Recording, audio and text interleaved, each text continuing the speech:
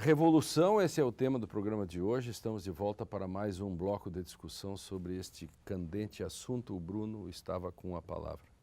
Pois bem, a gente estava pensando até um pouco sobre a questão do Brasil, né? Isso, sobre o realmente Brasil. É muito importante essa parte de questão, porque é muito mais que meramente uma questão semântica entre golpe e revolução, e isso acho que está no cerne do nosso debate atual, né?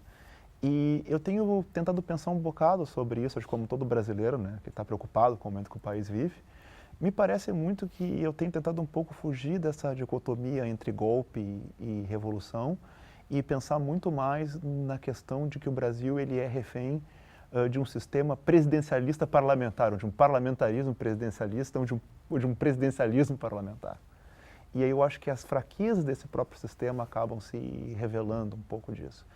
E eu também me preocupo um pouco de que é interessante o debate público sobre a semântica do que é ou do que não, mas uma vez que a gente instaurou um processo de mudança, não é de alguma forma ou de outra, a gente tem que ser capaz de tentar chegar a um momento de alguma mínima conciliação.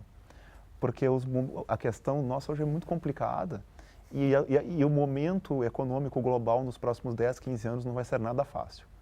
Então nós vamos ter que atingir um nível onde a gente vai ter que ter uma retomada e eu acho que o mais importante talvez que o debate semântico é o debate que para onde vamos a partir disso.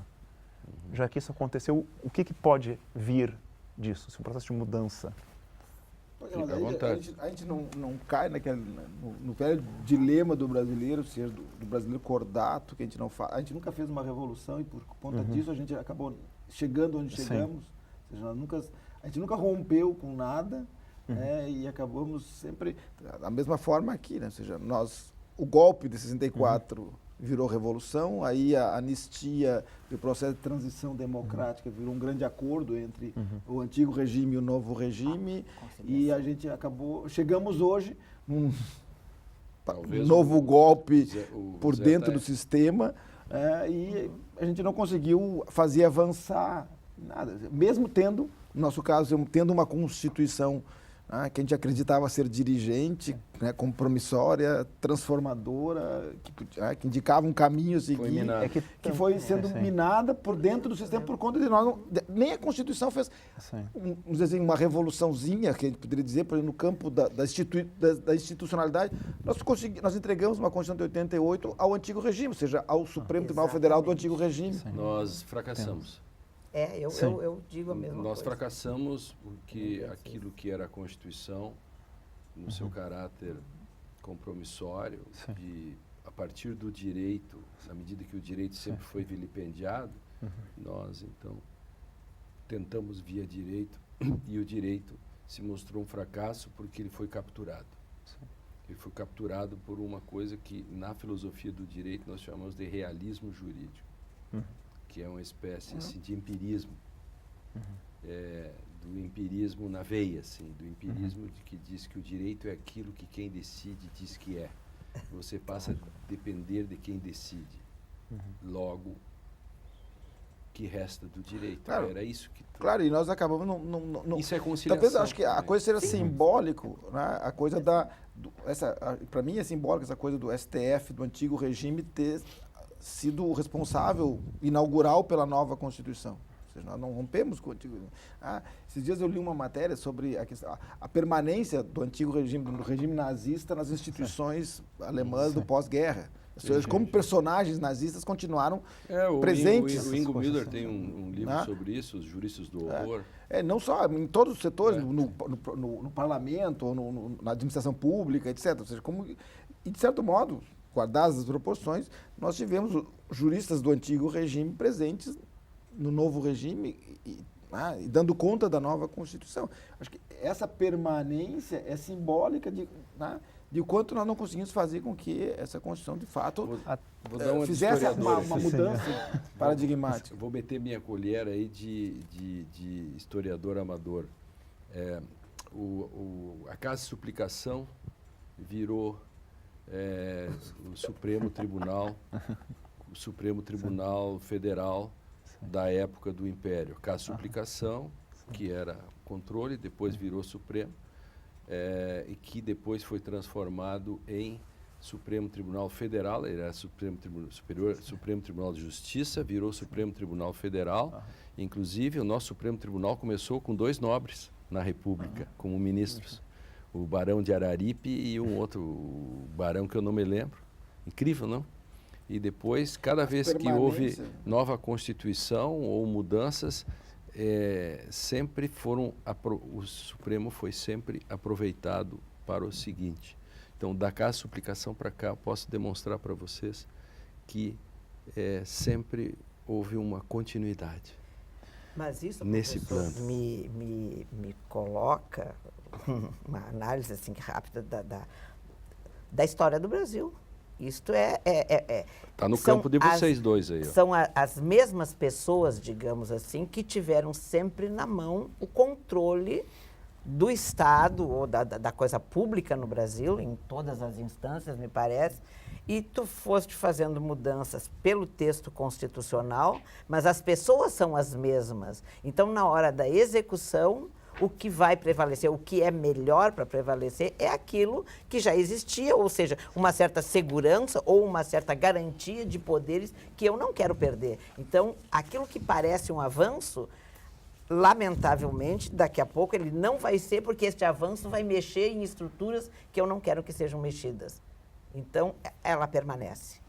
Então, essa permanência vai ficando eu acho que cada vez mais presente nesse sentido. E também tem uma outra coisa, acho que é muito importante, que é sempre pensar essa coisa vis-à-vis, né, do Brasil com o mundo, né? Sim. E essas permanências nossas que a gente tem também, principalmente também, não só como a Luísa falou, no campo político, mas também no campo econômico, elas são muito interessantes, porque quando a gente fala que o Brasil tem que se tornar um país rico e para superar a pobreza, é necessário prosperidade material. E a gente não tem um sistema propício para a geração de prosperidade material, porque o nosso, digamos assim, nosso grande hábitos econômico, ele continua mais ou menos o mesmo desde a era colonial, enquanto que o mundo já está andando num outro tipo de compasso. Então, a gente está correndo uma maratona onde a gente está sempre uns 5 quilômetros atrás, mais ou menos. Mesmo tendo um corpo de queniano, seria mais ou menos isso.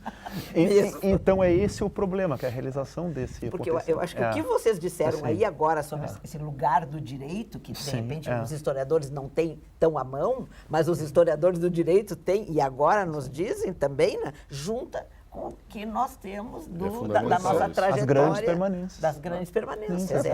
Por conta disso, a gente acaba reconhecendo, quer dizer, nós nunca fizemos essa mudança profunda e talvez mesmo que nós tenhamos tentado fazer algumas mudanças simbólicas, os atores acabaram, vamos dizer assim, se apropriando dessas transformações, dessas mudanças simbólicas e subverteram a ordem, de certo modo, nesse sentido, ou seja, retroativamente. Minaram por dentro, né?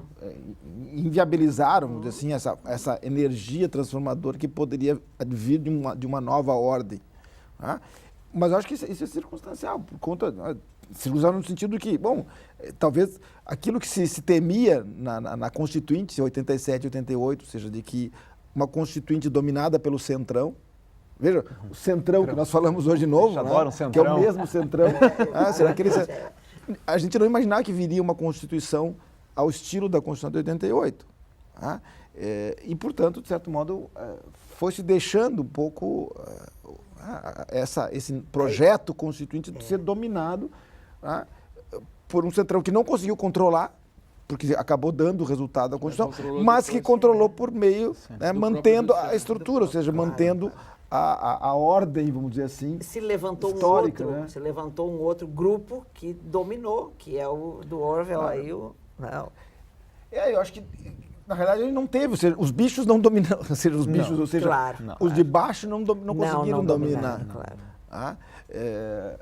Quando se percebeu, talvez, que a Constituição poderia ser o que foi, o que é, na realidade se manteve as estruturas de poder. Vou fazer uma pergunta dramática agora para vocês. Ter o 1 milhão... Jones continua mandando, né? No caso do Brasil não foi substituído pelo Major, mas o Sr. Jones continua mandando. O Sr. Jones continua. Perguntar para vocês, ter 1 milhão de advogados, exatamente chegamos a 1 milhão agora. Sim. Em 200 milhões de pessoas, a cada 200 pessoas, um advogado, é isso? Estou bem esse meu cálculo, não? 1 milhão? Não sei. A produção me ajuda depois. põe na máquina. Isso acontece simplesmente ou isso faz parte disto que o Bolzan está relatando? A gente tem esse grande legado, que a gente poderia dizer, que é de uma instituição jurídica e de qualquer mudança taxada ao jurídico e às legislações, etc, etc. Uma das grandes dificuldades que a gente tem é conceber as mudanças naturalmente. Tentar dar um quesito de naturalidade para as mudanças. E esse é um problema para nós. Quase consuetudinário, né? Seria um pouco isso. Expliquem melhor isso para o nosso telespectador. Professor, por Não, favor. eu não a nossa... captar bem a ideia. Não, a ideia... Peraí, eu estou tentando vai também. lá, Não. Vamos dizer assim, nós sempre tivemos, eu não sei se eu vou te interpretar exatamente, me diga lá, talvez tu comece, fica melhor do que eu dizendo como é que eu tinha entendido. Eu acho que é melhor que tu explique. Não, porque é tão interessante a gente pensar que a gente tem esse grande legado, que também já vem de uma filosofia ibérica, que já vem de quem veio antes da gente, de que é necessário repensar um pouco essas coisas do excesso. Acho que isso é um resultado direto de uma concepção de ordenação de sociedade baseada no jurídico. Uma coisa é uma sociedade de leis e uma coisa é uma sociedade jurídica. Para mim, ser doutor neste país, desde o início, sempre foi uma questão importante. E nós não quebramos isso. Não. Jamais. Descontinuamos. Não descontinuamos. Daí 1 milhão. E a gente tem daí o ciclo que ele se alimenta, é uma bola de neve, onde quanto mais a sociedade ela se vê juridicada, entre aspas, mais tu só evolui se tu atravessa os canais do juridiquês. E aí a necessidade de se tornarem advogados, etc, etc. E aí que se chega no 1 milhão de advogados. Onde o efeito final é, a gente só percebe mudanças dentro de questões essencialmente jurídicas e não mudanças, digamos assim, naturais que vão depois encontrar um reflexo no jurídico. Que é como acontece em outras sociedades, acho que me parece um pouco. Exército de reserva também, hein? Eu acho que... Um exército de reserva. E talvez o déficit seja um déficit operacional da própria formação jurídica, ou seja, que a formação jurídica serviu historicamente para criar a casta burocrática do Estado, nas origens dos cursos de direito do Brasil. E por conta disso, esse setor, de um lado foi pauperizado, se você olhar 1 milhão de advogados, boa parte dele é pauperizada hoje. Né? Proletarizada. Né?